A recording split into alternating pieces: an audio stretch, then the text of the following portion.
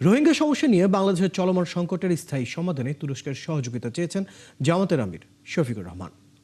রাতে বাংলাদেশে সফররত তুরস্কের পররাষ্ট্রমন্ত্রী হাকান ফিদানের সঙ্গে বৈঠক শেষে একথা জানান বাংলাদেশ জামাতে ইসলামীর আমির ও বিরোধী দলীয় নেতা ডাক্তার শফিকুর রহমান। হোটেল ইন্টারকন্টিনেন্টালে রাত 8:30টায় বৈঠকটি শুরু হয়। এ সময় জামাত আমিরের সঙ্গে ছিলেন দলটির নায়েবে আমির সৈয়দ আবদুল্লাহ তাহের, সেক্রেটারি জেনারেল মিয়া গোলাম পরওয়ার এবং সহকারী সেক্রেটারি জেনারেল রফিকুল ইসলাম খান সহ 7 সদস্যের প্রতিনিধি দল। বৈঠকে দেশের চামড়া, পাট শিল্প ও গার্মেন্টস শিল্প এবং শিক্ষা ও স্বাস্থ্য খাত সহ প্রতিরক্ষা বিষয়ে সহযোগিতার জন্য তুরস্ক সরকারের প্রতি আহ্বান জানান তিনি।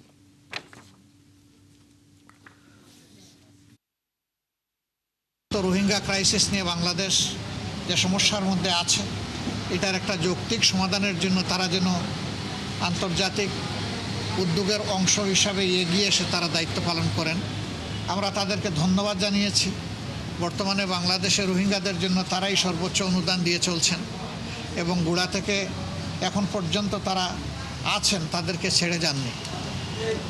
আমরা এরপরে দুই দেশের মধ্যে ব্যবসা বাণিজ্যের বিভিন্ন ক্ষেত্র নিয়ে আলোচনা করেছি, বিশেষ করে আমাদের চামড়া শিল্প, আমাদের পাট শিল্প, গার্মেন্ট শিল্প, আমাদের শিক্ষা, স্বাস্থ্য, ডিফেন্স ইন্ডাস্ট্রি, এই সমস্ত বিষয়ে আমরা ফ্রুটফুল আলোচনা করেছি।